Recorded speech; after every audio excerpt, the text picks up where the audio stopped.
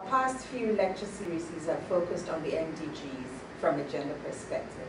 Today we're looking at gender and MDG 2, which tackles achieving universal primary education. Although important gains have been made in achieving universal primary education across the globe, we're going to look at the missing link in the Caribbean equation. Is this due to socialization factors within the education system? That's one question we would have to ponder as we go through the lecture series. And I'm hoping that through this series we can be able to look at MDG 2 from a Caribbean perspective, translating it to the achievements of Trinidad and Tobago. I just want us to look at gender in terms of defining what it is, the context that we're going to look at it for this lecture. Now, gender refers to social attributes and opportunities associated with being male or female, and the relationships between men and women, boys and girls, as well as between people of different social classes. Now, the gender provides the opportunities and attributes in societies for people to be, quote, men and women. In other words, we are socialized to know what being a man is and what being a woman is. However, gender is not specific to time or context and can be changed. So gender determines what is expected, allowed, or valued in a woman or a man in any given context. In most societies, there are differences and inequalities between men and women, and the responsibilities assigned to their various roles, and also in decision-making processes. Now, gender is part of a broader socio-cultural context. In other words, when one is looking at gender, one has to bear in mind and think of issues such as class, race, poverty level, ethnic group, and age. Universal primary education has been in existence for the past 4 decades. It originated to give children in the world the opportunity to be formally educated by giving them compulsory free primary education. In 1948, the UN established education as a human right. And from there on, UNESCO, which is the United Nations Education, Scientific and Cultural Organization, held a series of conferences addressing this issue. In 2000, 189 countries met, and that was the birth of the MDGs. The pledge was made to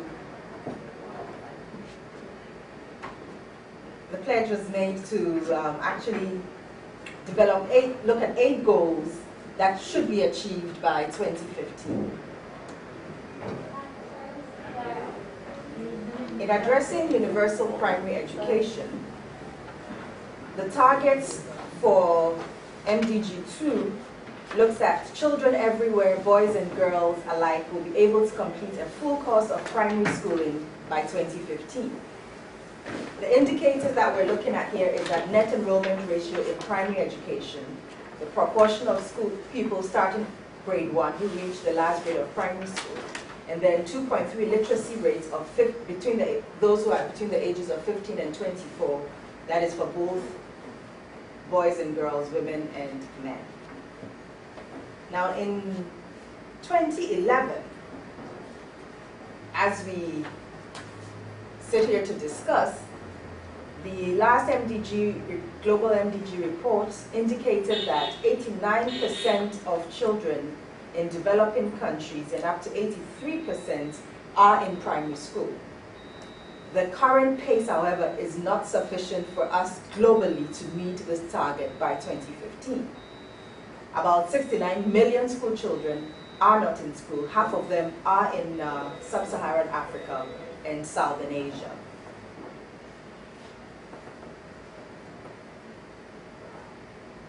In many countries, there is a gender gap.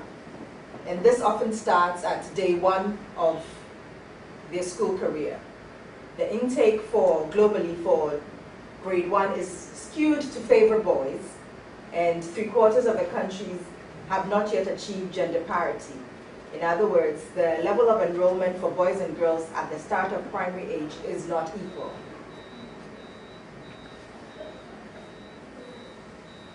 The global figures also show that the girl child is the most marginalized, and there have been a series of conferences that have been held to discuss this issue on how to actually improve the welfare of the girl child. Now, and look from the global perspective, I want us to move to the Caribbean perspective. And in the Caribbean, there's an increase in preschool education, and many countries have achieved universal primary education, with the exception of Haiti. Now, the gender parity has been achieved, and there are improvements in adult literacy rates as well. As you can see from this graph, all the countries in the Caribbean, with the exception of Haiti, as I mentioned, according to UNESCO's Education for All 2011 monitoring report, shows that everybody by 2015 will achieve MDG 2, except for Haiti. So it calls upon the Caribbean region to assist Haiti as much as possible to move the whole block of that region to achieve MDG 2 by 2015. Now, true development cannot really be achieved unless the local circumstances are appreciated.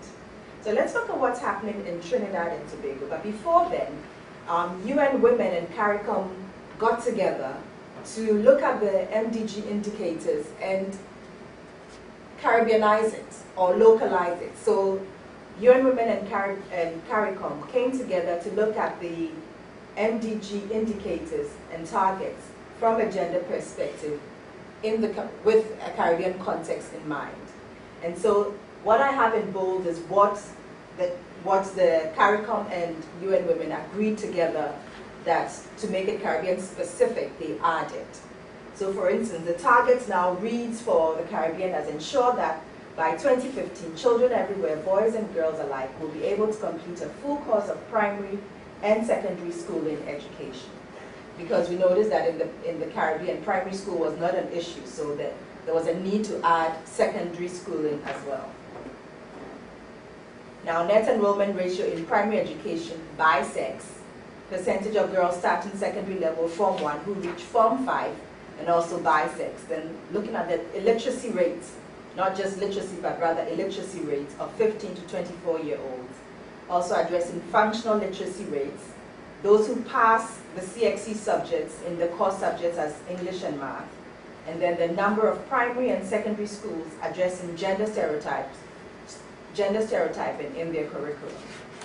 Now in the Caribbean, the challenges that are being faced when it comes to MDG 2 is that there's about 1/10 decline in primary enrollment, and that means about 2.9 million children were not enrolled in school for the whole of the region in 2008. Some 36 million adults are still illiterate, and the levels of learning and achievement are still low in many countries. Gender stereotyping in the curriculum and the orientation of teachers not to be able to really put that bias in their way of instructing the kids is still an issue. There are increasing levels of violence in the society, which is also reflected in the schools. There's a trend of underachievement of boys throughout the school system from higher primary to tertiary levels. Now, in the case of Trinidad and Tobago, according to the Trinidad and Tobago National Plan of Action in 2006, the pre-primary school enrollment rate increased from 60% to 80%. Primary school enrollment has been sustained at 95% throughout the entire period of 1990 to 2007. This was according to UNICEF. And then in the UNDP Human Development Report, the data indicated that 97.1% literacy rate had been achieved, and that amongst the youth it had exceeded beyond 95%. However, the ratio of boys to girls in primary and secondary education was 1.97 at primary and 1.07 at the secondary level. So from this graph we can see, according to the World Bank, that there was a high, but somehow in the 90s, there was a low. And the darker burgundy is where the world is, and Trinidad and Tobago is just below the world right now. So there is a gap that needs to be met there, that needs to be achieved. I mean, generally, when you compare Trinidad and Tobago to the region, Trinidad has an education system that can be considered as a best practice. In other words, there are supportive measures: free transportation, free books, free meals, free, the education policies gives underprivileged youth the opportunity to go to tertiary level through the gate system, and even to the extent that once you get a first class, you can be sponsored to get a master's, and once you do very well in the master's as well, you can be sponsored to the PhD level.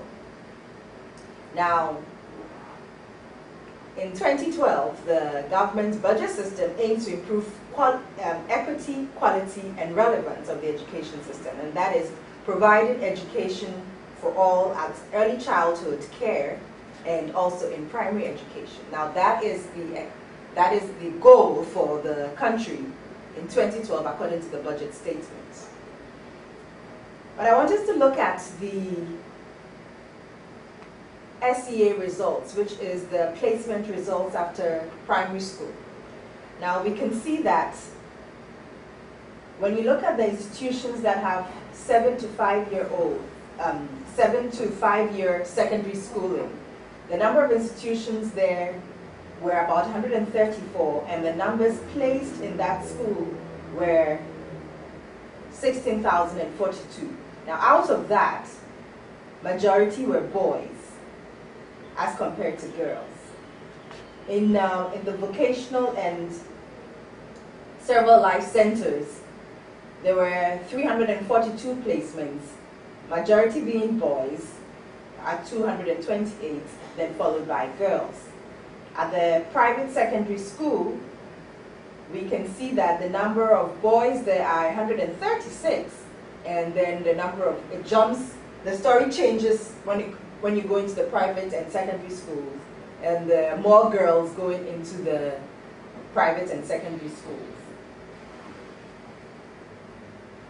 When you look at this map, looking at the population with at least secondary education, we can see that in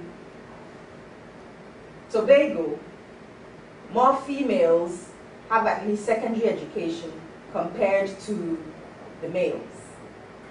In Port of Spain, in the Port of Spain, Laventil, San Juan area, more females again than males.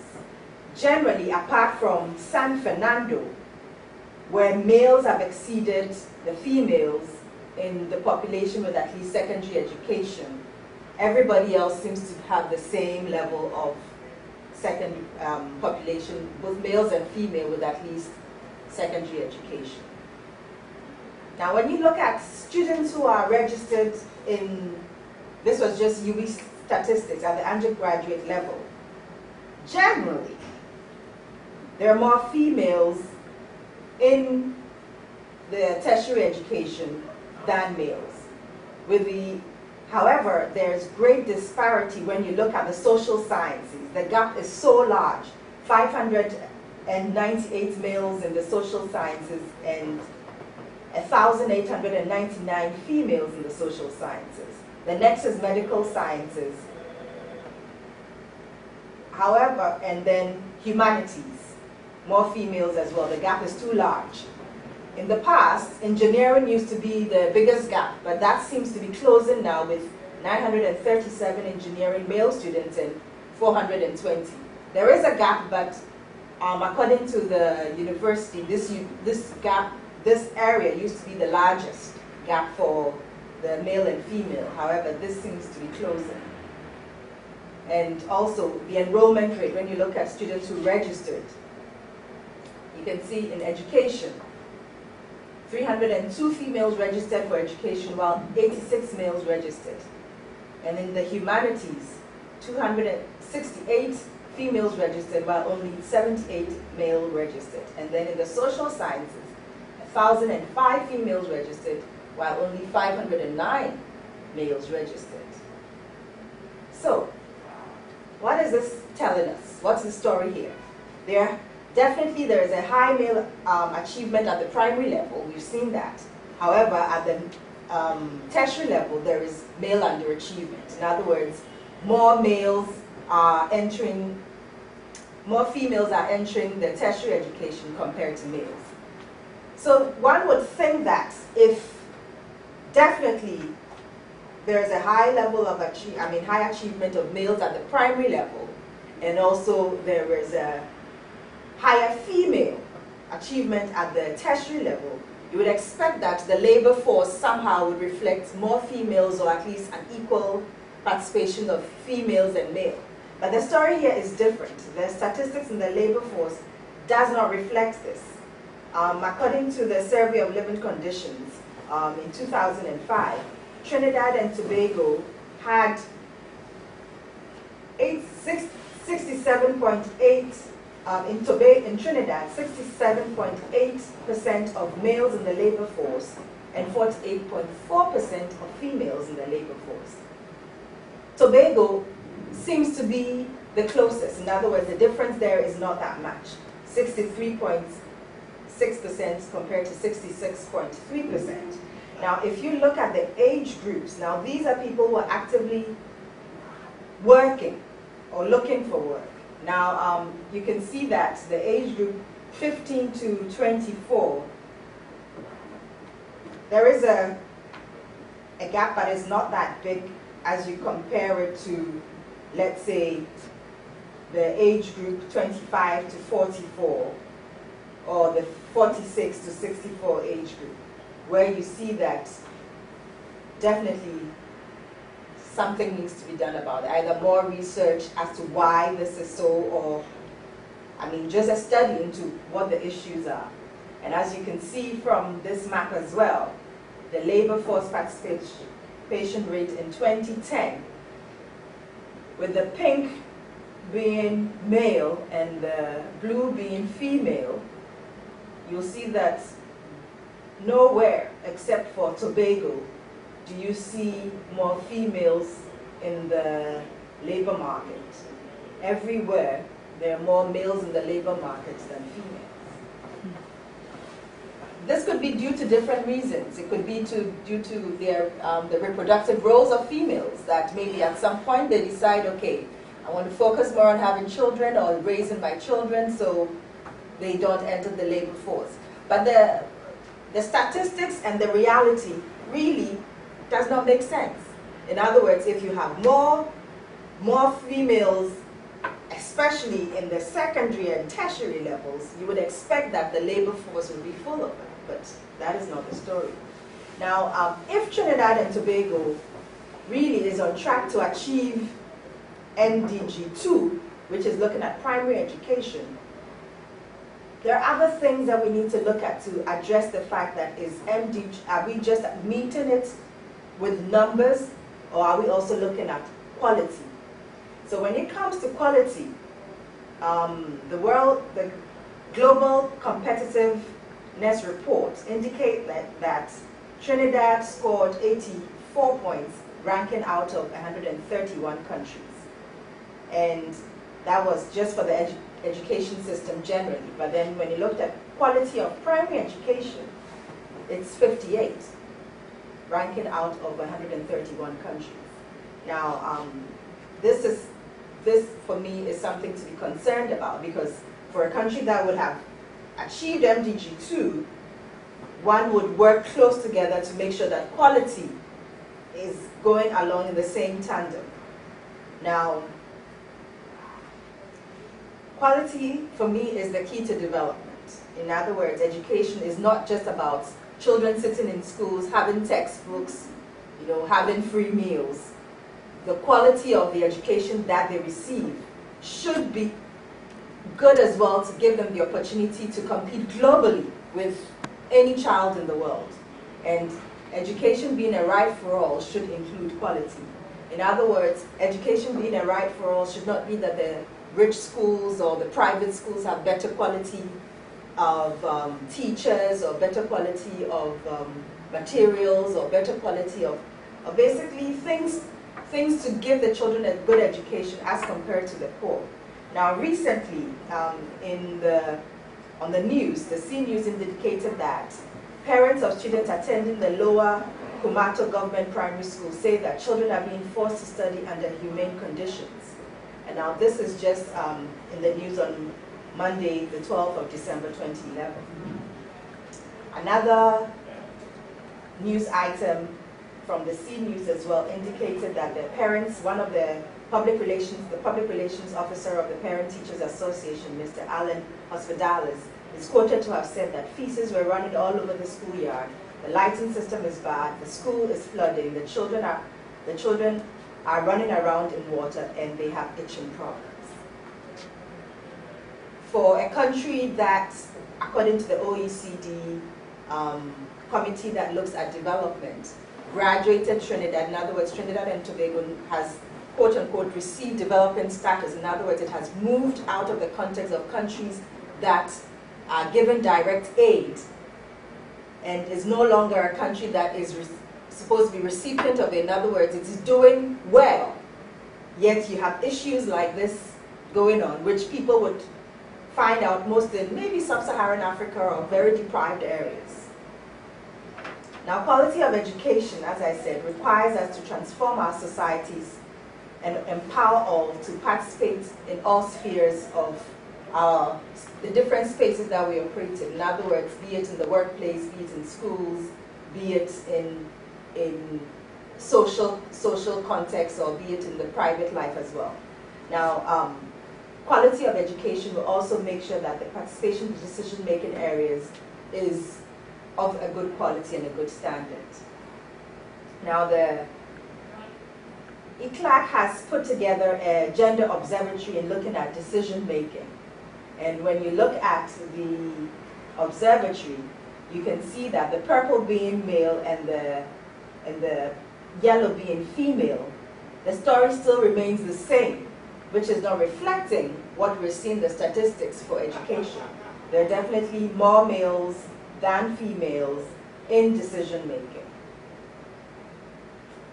The same is when you look at mayors, the same when you look at council members, and generally, when you look at the seats in the lower and the upper house, in the lower house, this was in 2010, as of May 2010, there were 12 out of the 42 seats in the lower house were for females, and in the upper house, there were 8 females.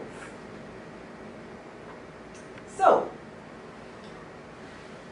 what is going on in the Caribbean according to MDG 2? Definitely we will be meeting it according to the targets set globally. However, Haiti is still lagging behind. So there is a need here for CARICOM countries to rally around Haiti to make sure that Haiti is given the necessary support it needs to be able to achieve MDG 2. Trinidad and Tobago, yes, according to the global target and the global indicators, Trinidad will meet MDG 2 by 2015. However, we have issues with quality, and this needs to be further researched as to even the quality is poor, but also the achieving MDG 2 is not translating into secondary and tertiary education. This needs to flow consistently. In other words, when all the children go through primary education and they pass successfully, it should translate to the secondary. And even if it doesn't translate from the secondary to tertiary, there should be other ways in which, from a gender perspective, both males and females are absorbed into the labor force. I thank you very much.